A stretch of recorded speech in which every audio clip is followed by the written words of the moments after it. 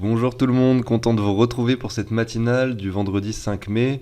Aujourd'hui, on va aller voir quelques cryptos, quelques analyses. Pour cette matinale, j'ai sélectionné pour vous finalement des cryptos qui sont intéressantes dans deux secteurs différents, notamment tout ce qui est storage coin. J'ai refait un petit peu un tour d'horizon des cryptos et je vais vous montrer les graphiques les plus intéressants du moment, donc de ces cryptos qui concernent le stockage décentralisé. Et puis on va aller voir aussi les cryptos qui concernent donc tout ce qui est jeux vidéo, GameFi, Play to Earn. Et pareil, je vais directement vous montrer les graphiques les plus intéressants.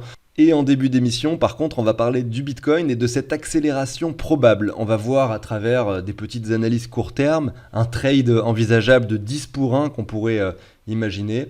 On va voir pourquoi est-ce que aujourd'hui, on peut vraiment se poser la question de savoir si une hausse fulgurante ne pourrait pas se produire là dans les jours qui viennent finalement. On va parler de tout ça.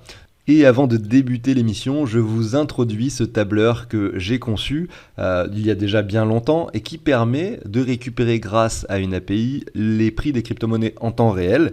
Et du coup, par conséquent, si vous avez de l'argent réparti sur 5, 10, 15 plateformes différentes, c'est pas grave, vous allez pouvoir tout remettre sur ce tableau. Vous allez savoir exactement où vous en êtes par rapport à ce que vous avez investi à la base, combien vous êtes en train de gagner, quel est votre ROI ou combien vous êtes en train de perdre. D'ailleurs, ça peut être aussi en négatif, faut pas l'oublier. Et puis, vous allez pouvoir sur cet outil donc ajouter toutes les cryptos que vous avez. Je vous fais un exemple ici. Bon, j'ai rien en tête là, je vais mettre Hero parce que c'est le seul truc qui me vient. Donc le Hero, par exemple, vous l'ajoutez, vous allez voir que son prix s'affiche, donc du coup en dollars, en euros, automatiquement. Et toutes les heures, en fait, les prix sont actualisés. Du coup, vous allez pouvoir entrer toutes les cryptos que vous possédez. Une fois que vous les mettez là, ça s'ajoute également sur cette page. Et sur cette page, vous allez mettre ici Binance, Coinbase, Ledger, etc. Tout ce que vous voulez, vous allez dire ce que vous avez comme crypto. Vous pouvez mettre par exemple du Bitcoin sur Binance, du Bitcoin sur la Ledger. Vous rentrez simplement vos soldes crypto sur vos différentes plateformes. Et puis après, vous avez le récap de tout ici, à cet endroit-là, sur cette page. Et puis il y a une page également qui va vous permettre d'entrer toutes vos transactions par rapport à l'euro, quand vous achetez des cryptos ou quand vous revendez des cryptos pour de l'euro. Et ça va permettre de calculer la plus-value. Et ça peut vous aider pour vos déclarations d'impôts. C'est ce que j'utilise moi personnellement. Et c'est pour ça aussi que je l'avais créé, cet outil. C'était pour mon cas personnel. Et puis bien sûr, maintenant je le partage sur la chaîne, parce que je sais que ça peut en aider beaucoup d'autres. Si ça vous intéresse, si vous souhaitez en savoir plus ou l'obtenir, vous allez dans la description de n'importe quelle vidéo que je publie. Donc pour aller dans la description, vous pouvez cliquer sur le titre sur téléphone ou le plus sur ordinateur. Vous allez tomber là-dessus. Il y a une émission ici où j'explique beaucoup mieux le fonctionnement de ce tableau. N'hésitez pas à le visionner si vous êtes intéressé. Et ensuite, un lien qui vous amène sur le site de CryptoOrganize pour pouvoir effectuer une donation avec un montant fixe pour obtenir cet outil. À savoir que moi, je dois, pour faire fonctionner ce tableau correctement pour toutes les personnes qui l'ont acquise, il y en a déjà beaucoup, et c'est pas forcément simple à gérer d'ailleurs, mais j'ai dû trouver une solution qui me demande de payer un abonnement mensuel pour récupérer le prix de toutes ces cryptos. Et c'est pour ça que maintenant, il n'y a plus du tout d'erreurs. Il y a eu pas mal de moments, notamment il y a 3, 4, 5 mois, où il y avait beaucoup d'erreurs sur les prix. J'ai trouvé une solution et maintenant, le prix du top 2000 cryptos est constamment récupéré et actualisé toutes les heures. Et là, il n'y a plus du tout d'erreur. Voilà pour ça, donc je vous passe la très courte introduction. Pensez à l'abonnement, au like si le contenu vous plaît. À tout de suite.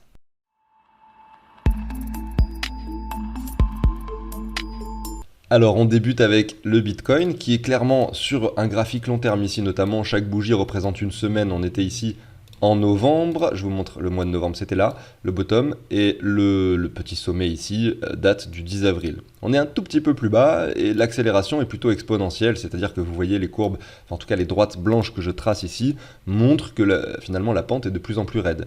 Tant qu'elle tient cette ligne, voilà, tant qu'on ne vient pas en dessous, on peut supposer que l'accélération continue en fait. On est déjà assez raide ici, donc s'il y en a une, ça sera peut-être la dernière d'accélération, donc jusqu'à ce que cette augmentation exponentielle casse.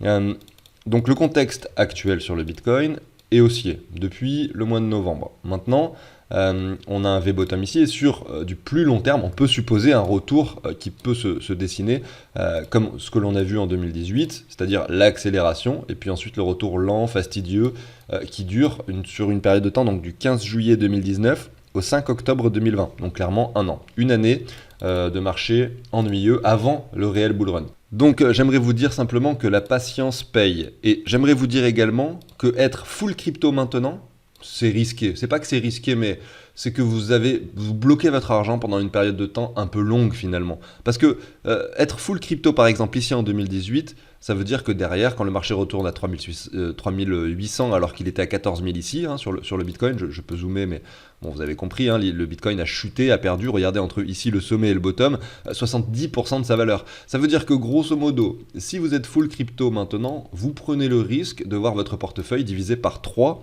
dans l'année qui vient. Voilà, ça c'est quelque chose qu'il faut vraiment bien comprendre et qu'il faut bien intégrer. Donc gardez de la liquidité, peut-être 20, 30, 40 en fonction de votre façon de gérer le risque. C'est très important je pense. En tout cas, ça paraît très pertinent. Maintenant, chacun fait comme il veut. Et peut-être que votre idée, peut-être que ça serait d'essayer de choper un sommet pour revendre et à ce moment-là repasser en fiat. Mais attention, le marché est imprévisible, incertain. Peut-être qu'en fait, le sommet c'est maintenant et qu'on va revenir maintenant sur des points inférieurs. Donc c'est pour ça. Après, à vous de gérer un peu le risque comme vous l'entendez. Moi, pour ma part, pour vous donner mes chiffres, je sais que certains aiment bien que je fasse ça. Actuellement, je suis plutôt à peu près à 20% fiat. Si jamais on monte par ici, j'espère pouvoir avoir le courage, en tout cas, de passer à 50% fiat. Enfin, quand je dis fiat, pardon, je veux dire stablecoin. Je veux dire 50% crypto, 50% stablecoin. Mais je sais que ça va être compliqué pour moi de faire ceci parce que je crois tellement en cette technologie que j'ai du mal à vendre en général. Mais en tout cas, c'est sûr que je passerai à minima à 35, 30, 35, voire 40%. Mais les 50%, ça risque d'être compliqué. Parce que le marché, ça reste quelque chose d'incertain et c'est pas parce qu'on a un V-bottom ici que forcément c'est sûr à 100% on va revenir là, vous voyez.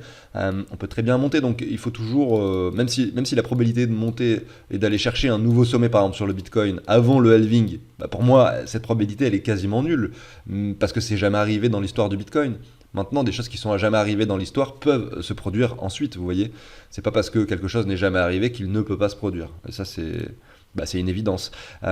Donc voilà, pour ça, je vais partir sur l'analyse plus court terme du Bitcoin rapidement. Donc on va regarder cette partie du graphique. Donc on l'a ici, cette partie du graphique. Voilà, j'ai zoomé dessus. C'est pour essayer de regarder un peu comment se déroule cette hausse. Alors déjà, je vais prendre ceci. Je vois que la zone de rechargement n'a pas été atteinte. Maintenant, si je prends un Fibo qui récupère toute la hausse, donc je supprime mon premier, on voit que la zone de rechargement se situe par là. Donc un retour dans cette zone voudrait dire qu'on a un vrai retracement qui s'opère et que cette petite phase haussière qui aura duré peut-être 3-4 mois est terminée, si jamais on retourne sur cette zone. Maintenant, ce que j'ai essayé d'exprimer tout à l'heure sur le graphique weekly, qu'on va mieux voir, je pense, ici sur le daily, c'est qu'on a cette accélération haussière qui s'opère, qui est dessinée comme ceci, et qui peut-être n'est pas terminé. C'est-à-dire que là, vous voyez, on a quelque chose qui monte de façon exponentielle et qui peut très bien nous dessiner ceci. À ce moment-là, vous voyez, on pourra retracer encore et continuer cette exponentialité sur le graphique. Et si ça se produit, ben, vous voyez que ça peut être très prochainement. Hein. Peut-être qu'en fait, là, c'est le point bas et qu'en fait, cette montée, elle peut arriver peut-être aujourd'hui, demain, après-demain. On n'en sait rien. Par contre, si par exemple, ce soir, on a un cours qui vient casser cette ligne, qu'on vient s'établir un petit peu plus bas, bon, faudra attendre. Faudra attendre quoi déjà? Faudra attendre de voir sur le plus court terme, c'est pour ça qu'ensuite on va zoomer sur le 15 minutes, vous allez comprendre, mais grosso modo, si on vient chercher des niveaux comme ceci un peu inférieurs, vous voyez par là, eh bien, faudra essayer de voir si en fait cette exponentialité elle est toujours présente ou pas? Est-ce que justement on pourra la tracer comme ceci et en fait peut-être qu'on ira moins haut par la suite, ou est-ce qu'en fait on sera prêt finalement à aller chercher encore des points inférieurs, qu'on vienne retourner dans une zone de rechargement et qu'à ce moment-là on estime que cette hausse qui a duré 4 mois finalement est terminée. Mais vous voyez qu'en fait on a encore beaucoup de niveaux de support potentiels à tenir avant de dire qu'effectivement cette hausse est terminée.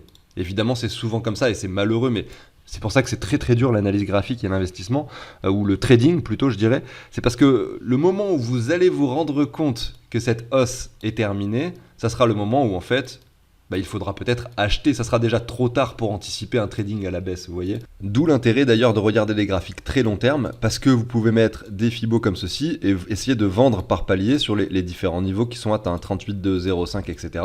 Comme ça, vous attendez pas les signaux de baisse qui sont généralement donnés beaucoup trop tard et vous lissez votre vente comme vous pouvez lisser vos achats. Et c'est pour ça que je prône ce genre de pratique sur la chaîne. Alors je voulais vous faire une petite analyse plus court terme, mais ça concerne plutôt le trading. Moi j'essaye de m'amuser un peu au trading en ce moment, parce qu'on s'ennuie un peu sur ce marché assez plat. Et bien regardez ici, vous êtes en daily. On peut supposer que cette exponentialité continue, vous voyez, dans ce sens-là, qu'on arrive vraiment sur quelque chose de vertical, tant que ça ne casse pas. Et j'ai envie de croire en cette ligne que vous avez à l'écran ici, celle-ci. Donc je vais la copier. Voilà, et je vais vous la montrer sur un graphique plus court terme. Donc je vais zoomer sur cette partie du graphique, ici en 4 heures. Voilà, en fait je l'avais déjà collé tout à l'heure. Mais voilà, du coup, eh bien, on la tient cette ligne, c'est cool. On est toujours au-dessus. On a peut-être un W là en formation, si on vient casser cette zone de prix. Cette ligne, on peut aussi la voir, regardez, en 1 heure. Donc là, en 1 heure, vraiment, je zoome encore sur cette partie du graphique. Vous voyez, sur le 1 heure. Et là, on a cette sorte de petit canal haussier qui s'opère. Vous voyez, avec un RSI qui est en train de ralentir légèrement. Donc un trade qui peut être très cool de tenter, ça serait finalement un achat. Regardez, je vais vous mettre ceci comme à l'écran. Donc imaginez un long que vous ouvriez sur la touchette de cette ligne avec un stop assez serré. Et derrière, pourquoi pas jouer une vraie hausse qui s'opère. Et donc vous pouvez facilement peut-être faire un 3, 4, 5, voire peut-être 10 pour 1 sur ce genre de trade qui évidemment est très très risqué, mais qui s'il est gagnant peut vous rapporter gros. Vous voyez, ça peut être amusant de le faire. Moi je vais le tenter de mon côté avec une très petite somme, peut-être avec voilà, une perte acceptée de 10 $ si on touche le stop loss, et si je tente le 10 pour 1, je peux en gagner 100. Vous voyez, c'est plus pour l'amusement. Je vous tiendrai au courant un peu de ce qui se passe si jamais ce trade se déclenche, bien sûr. Alors là je suis sur le 1 heure et on peut encore zoomer sur cette partie du graphique en 15 minutes cette fois-ci, et voilà ce que ça donne. On a notre tendance haussière très court terme qui est dessinée ici. Je vais d'ailleurs m'amuser à copier-coller cette ligne de nouveau, la ligne qu'il ne faut pas casser par le bas pour pouvoir maintenir cette exponentialité sur la courbe long terme. Voilà ce que j'ai à l'écran. Vous voyez que là, sur le 15 minutes, je peux positionner ça comme ça. Et ce qui est intéressant, c'est de voir que ma ligne très long terme qui permet de maintenir cette exponentialité se trouve dans une zone de rechargement. Donc je maintiens et je confirme que ce trade pourrait être très intéressant ici, avec une entrée aux alentours des 28 200 grosso modo, et pourquoi pas un stop loss en dessous par exemple de ce point-ci, c'est-à-dire en dessous des 27 640. Ce qui vous ferait en fait en soi du coup quelque chose qui s'apparenterait à ceci, avec un stop loss comme ça. Et derrière, si jamais, donc maintenant je vais retourner sur le long terme pour voir le potentiel de hausse possible, on voit que là, si cette exponentialité continue, on peut aller chercher des zones supérieures, notamment les zones de prix qui se... Alors, je vais vous matérialiser ça, hein, vous voyez, il y a cette ligne-ci, il y a la zone de rechargement de short de toute la baisse que vous avez là, donc grosso modo jusqu'aux 48 000 bien sûr, 42 000, tout ça c'est des choses possibles. Après est-ce que ça serait vraiment incroyable de spot le point bas ici pour ensuite aller chercher les 48 000, mais déjà tentez, regardez si vous montez là avec ces deux positions d'entrée et de stop loss que je vous ai donné, vous avez un 10 pour 1 simplement en allant vers les... Je pense que je rêve un peu hein, sur mon trade, il y a quand même de fortes chances pour qu'il soit perdant parce que c'est un trade hyper risqué, mais vous avez un 10 pour 1 grosso modo en atteignant les 35 000 $ à peu près. 35 000 ça correspond... regardez, à un niveau qui se trouve en dessous des 38,2 encore. Donc c'est un petit peu en dessous de cette zone. Donc vous avez un joli trade 10 pour 1 à tenter avec une simple accélération au 38,2 sur le long terme. Franchement, c'est propre, c'est joli. Mais je vais m'arrêter là pour ça. On va continuer directement avec la deuxième partie de l'émission qui concerne bien sûr les altcoins. On a ici l'altcoin dominance qui est sur un point relativement décisif. On a toujours ce doute de cassure. Hein. Plus on vient chercher des niveaux inférieurs et plus le doute est installé dans notre tête. Est-ce qu'on va pas casser ce niveau pour aller chercher des zones inférieures ici? Donc ça voudrait dire que les altcoins pourraient prendre très très cher, c'est-à-dire encore moins 30% par rapport au Bitcoin. Alors qu'ils viennent déjà de perdre, regardez si je prends le sommet ici, le point bas, déjà 30%, ils peuvent en prendre encore 30% supplémentaires. Et donc c'est dangereux, il faut voir si on arrive à tenir ce niveau. Et si c'est le cas, une alt season pourrait se produire et se dessiner, c'est-à-dire des altcoins qui surdominent ce marché, etc. Donc on est sur un point décisif, tant qu'on ne casse pas, on peut supposer que la probabilité de hausse est plus importante. Malgré tout, si on vient clôturer en dessous de de ce niveau-là, à ce moment-là, on pourra se poser des questions. Donc du coup, je vais vous montrer quelques graphiques de crypto qui sont intéressantes en ce moment. On commence par le secteur GameFi, les tokens Play to Earn, et je débute avec Mana. Mana qui a eu une euphorie spectaculaire au mois de novembre 2021, effectivement, lors du précédent cycle haussier, et qui retrace aujourd'hui, mais qui ne revient pas sur ses prix préalables, en tout cas par rapport au Bitcoin. Donc une réelle prise de valeur s'est opérée, on revient sur cette zone de prix sur laquelle nous avons rangé avant la phase d'euphorie, et c'est une zone qui peut clairement faire office de support. Et en plus de ça, on est sur un certain nombre de bougies rouges, c'est-à-dire depuis le mois de janvier, donc 3 mois consécutifs avec que des bougies hebdomadaires dans le rouge. Donc ça, malheureusement, on n'a aucun signe de reprise, c'est vrai, sur le court terme, mais on a un double bottom qui est en train, pourquoi pas, de se dessiner. Alors, c'est possible qu'on vienne le casser par le bas, et qu'en fait, là, comme on a des exponentialités à la hausse, on peut les avoir également à la baisse, qu'on commence à ralentir et latéraliser. Mais voilà, c'est un graphique plutôt joli, contrairement à d'autres cryptos que je ne vais pas vous passer aujourd'hui du coup parce que j'essaye de localiser les cryptos intéressantes. Et bien par rapport à d'autres, elles se comportent plutôt bien puisque on n'est pas encore sur de nouveaux plus bas ici par rapport au Bitcoin. De plus, si on regarde toute la hausse, alors je vais essayer de voir un peu les niveaux actuels, voilà, on est en dessous des 78,6, donc en dessous de la zone de rechargement, on est en train de titiller les 85,4, voilà, ici par rapport au Bitcoin. Donc on est sur une localisation intéressante. On a IMX qui se tient aussi plutôt bien parce que pareil, on n'est pas sur un nouveau plus bas alors que l'altcoin dominant c'est quasiment sur un nouveau plus bas. Donc ça veut dire qu'à chaque fois que vous voyez une crypto, quand vous la regardez par rapport au Bitcoin, à chaque fois que vous la voyez supérieure finalement à son plus bas de ces derniers mois, de cette dernière année, c'est qu'elle se porte plutôt bien. Là on est sur les 78,6. Et ce qu'on a à l'écran ici s'apparente plutôt à un range et c'est assez propre, on fait des jolis zigzags. Voilà, on sent que ça va prendre encore beaucoup de temps à se construire, mais voilà, c'est une crypto qui, je pense, a quand même un fort potentiel. Alors on n'est pas sur un token Play to Earn, je crois pas, mais de mémoire il me semble que c'est un token Layer 2, mais c'est vrai que c'est un réseau donc du coup parallèle à celui d'Ether, c'est le principe des Layer 2 qui utilisent les nœuds d'Ether, etc. pour les validations, mais qui concerne le développement de jeux vidéo, c'est-à-dire que ils sont basés, leur marketing et leur produit est fait pour pouvoir rendre plus scalable et plus accessible l'industrie des jeux vidéo sur la blockchain. Voilà. Donc c'est pour ça qu'il est ici. Alors je continue avec les crypto storage coin, parce que finalement dans les play to earn, j'ai pas trouvé d'autres graphiques intéressants, la plupart font des plus bas, etc. Donc c'était pas très joli.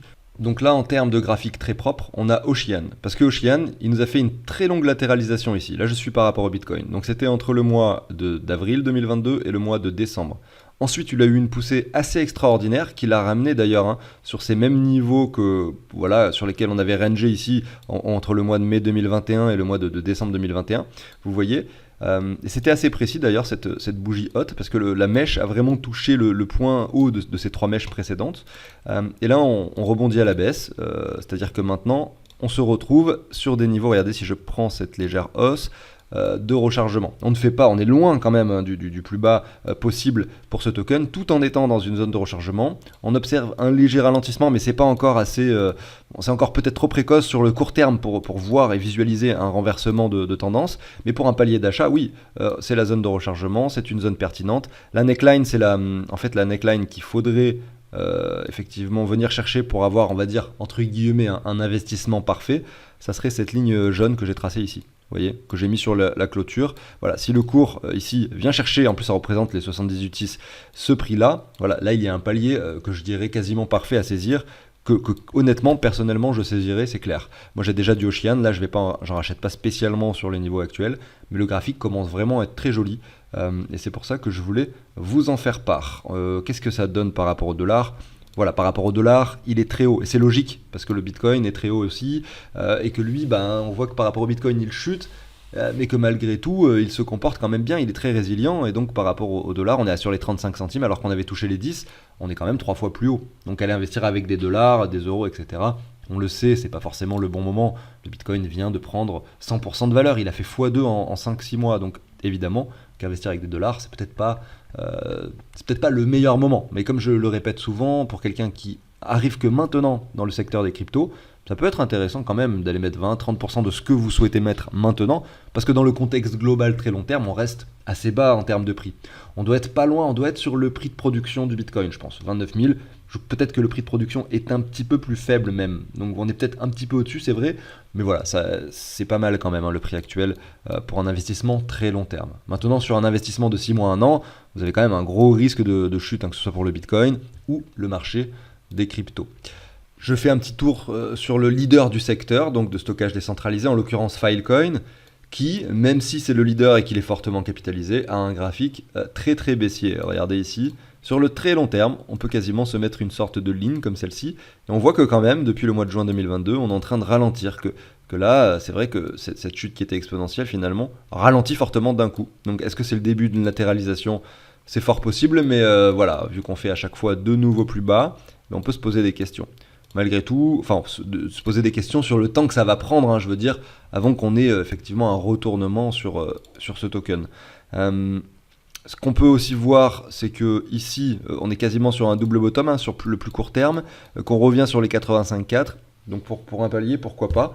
Mais bon, voilà, c'est pas le token sur lequel, enfin, que je privilégie, moi, j'en ai déjà, et puis j'ai pas forcément envie d'en avoir plus. Et parmi tous les autres graphiques que je vous ai montrés aujourd'hui, c'est pas celui que je préfère, évidemment. Et je vais terminer avec une crypto qui s'appelle SNM. Alors là, vous allez voir que c'est très intéressant, parce que ici, alors je suis par rapport au dollar, on va se mettre directement par rapport au Bitcoin. C'est très intéressant parce que cette crypto a eu une énorme bougie verte ici au mois d'août 2022, vous voyez. C'est une crypto qui, pendant toute la phase haussière précédente, finalement, voilà, n'était pas forcément dans le game, on va dire entre guillemets, parce qu'elle n'a pas vraiment performé à ce moment-là. C'est que depuis très récemment, en fait, depuis cette année 2022, qu'elle montre un intérêt. Et ça, j'aime bien voir ça. J'aime bien localiser, enfin visualiser les cryptos avec un regard extérieur qui performent. J'en ai pas dans le portefeuille, c'est pas grave, je les vois performer toutes seules. Et derrière, j'attends qu'elles retracent, j'attends qu'elles chutent avec des bougies extrêmement négatives. Et c'est à ce moment-là que j'essaye de tenter, enfin que je tente mon coup en essayant d'investir. Et c'est exactement ce qui est en train de se produire sur SNM. Alors là, en plus elle est listée sur Binance, puisque là je suis en train de regarder le graphique sur Binance. Grosse bougie verte avec début de cette phase haussière au mois d'août 2022. Également ici en novembre 2022, alors que le Bitcoin était sur un bottom. Hein. Alors là, après la mèche, bon, on va peut-être pas la prendre en compte, mais grosso modo, on voit que ici, si on prend un Fibo, on va prendre cette mèche-là par exemple, on est un petit peu en dessous de la zone de rechargement. Si on prend la clôture, on est dans la zone de rechargement, sur le bas même. On retourne sur cette ligne de support, d'ailleurs sur laquelle le token rebondit, on le voit, hein, cette petite bougie verte. Est-ce que ça va tenir? J'en sais rien. Mais pour un palier d'achat, là, on retrouve des zones vraiment très pertinentes. Et ce token sur lequel, effectivement, on ne pouvait pas imaginer d'investissement, ni ici, parce que là, c'était une grosse bougie verte qui venait de se dessiner, ni ici, parce que là, c'est encore pire. On a la deuxième phase haussière qui, généralement, souvent est la dernière. Ni là, parce que voilà. Et là, enfin, on retrouve des zones de rechargement. C'est ce qu'on cherche pour des investissements, surtout dans ce genre de crypto qui, on peut le voir, montre un réel intérêt, notamment assez récent, puisque là on parle de l'année 2022. J'en ai fini avec ces analyses. Merci à tous de m'avoir écouté. Pensez à l'abonnement, au like si le contenu vous plaît. Je vous souhaite une excellente journée, un excellent week-end. À très bientôt. Ciao tout le monde.